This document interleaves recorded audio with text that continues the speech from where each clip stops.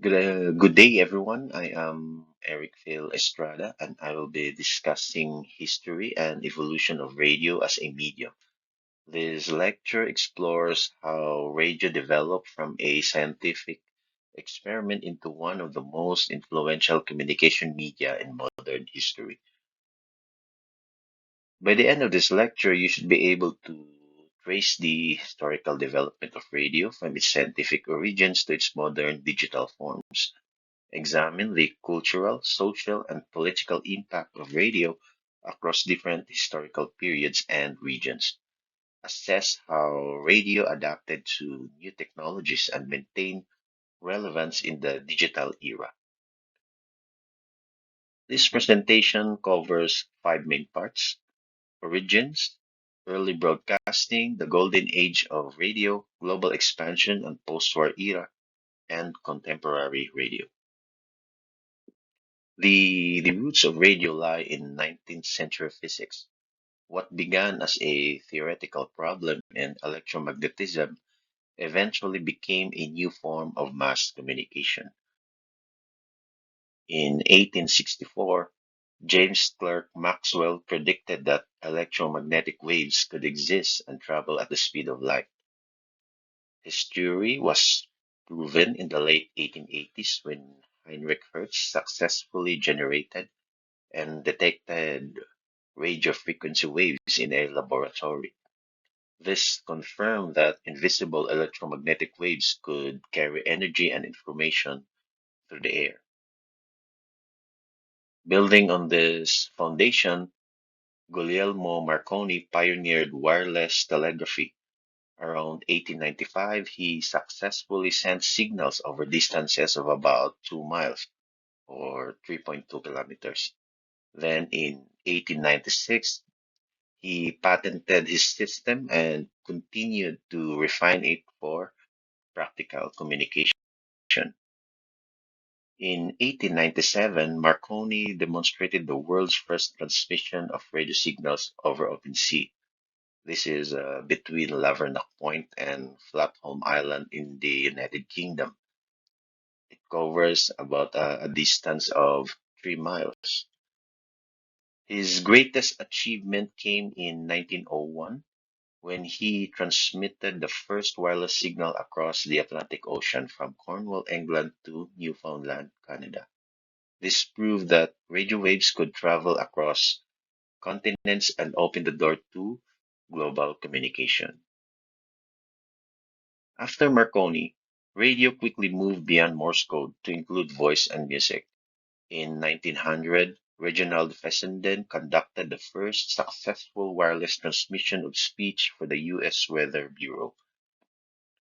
Then, after 6 years, in 1906, Fessenden made the first radio broadcast of speech and music from Brant Rock, Massachusetts.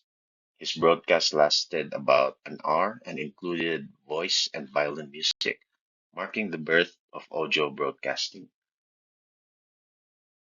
In 1909, Charles Dock Herold, an educator and inventor from San Jose, California, established what is often regarded as the world's first radio station with regular programming.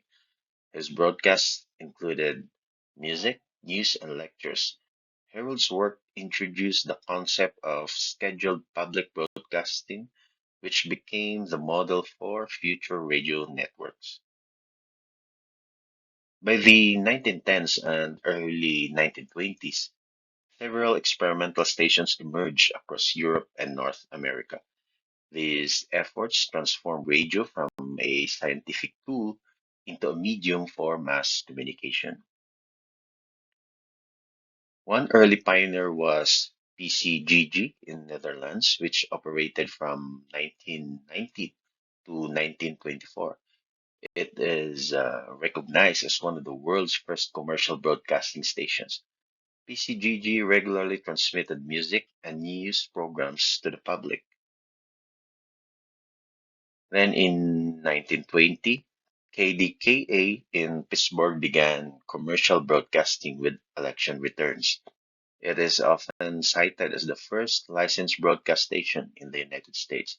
Its success inspired rapid growth in the number of stations and listeners worldwide. During the 1920s, radio expanded rapidly around the world.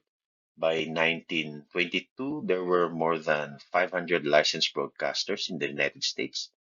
Governments and private companies recognized radio's potential to reach large audiences instantly. As one contemporary commentator noted, government will be a living thing to its citizens instead of an abstract and unseen force. Radio became then the first true electronic mass medium. Radio reached its golden age between the 1930s and 1940s. This period saw a vast expansion in programming choices. By 1939, nearly 80% of households in the United States and Europe owned a radio. Radio had become the center of home life. Families gathered around their sets for news, dramas, sports, and live music.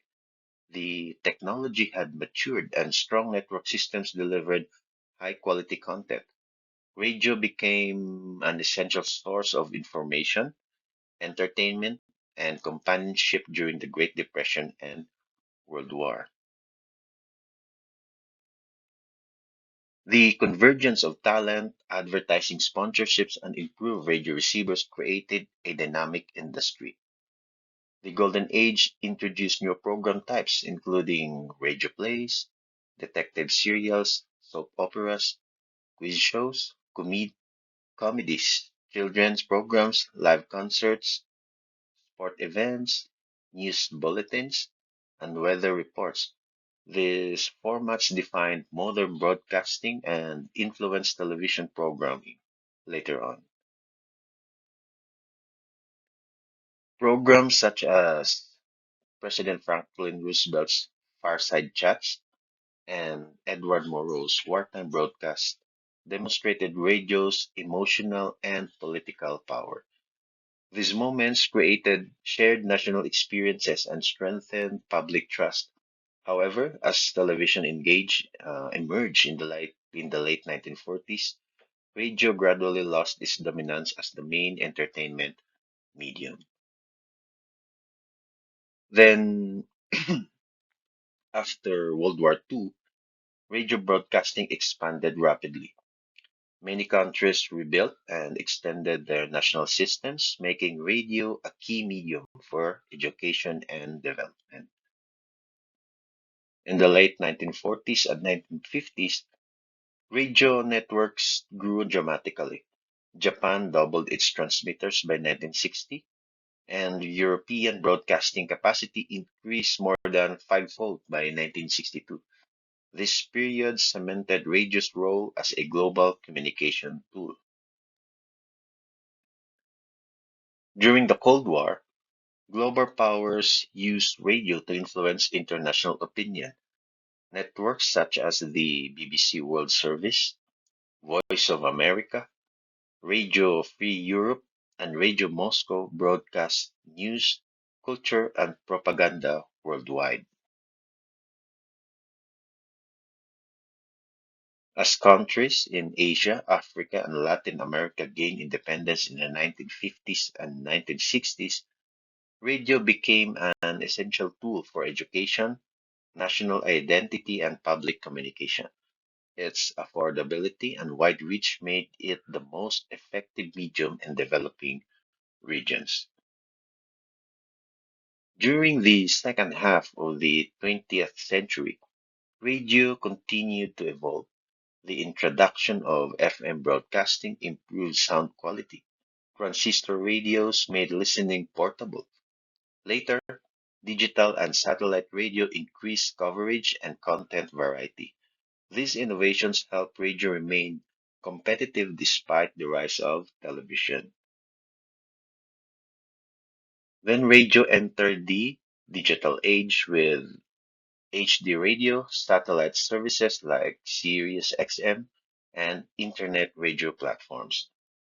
Streaming audio through services such as Spotify, Pandora changed listening habits. Today, US adults spend nearly 1 hour and 49 minutes per day on streaming audio, showing how radio style listening continues in digital digital form. Then, for radio today, radio remains statistically popular and widely trusted by listeners. This is according to UNESCO. Then global radio revenues exceeds $42 billion annually, surpassing both music, streaming, and podcasts. In Africa, between 60 and 80% of people listen regularly. Then in United States, over 95% of adults tune in at least once a week. So this says that radio's audience remains vast and its adaptability keeps it relevant in the 21st century. So in summary, radio's history reflects the intersection of science, technology, and society. From Maxwell and Hertz discoveries to Marconi's transmissions, the golden age, and today's digital broadcasting, radio has continually adapted to human communication needs.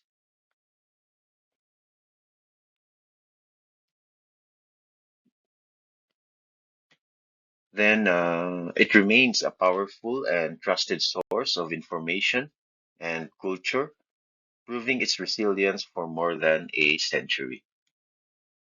The radio's evolution shows how technology transforms communication and shapes shared experiences across communities worldwide.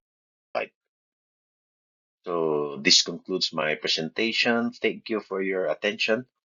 Please feel free to ask any questions or share your insights on the discussion forum. Once again, thank you and good day, everyone.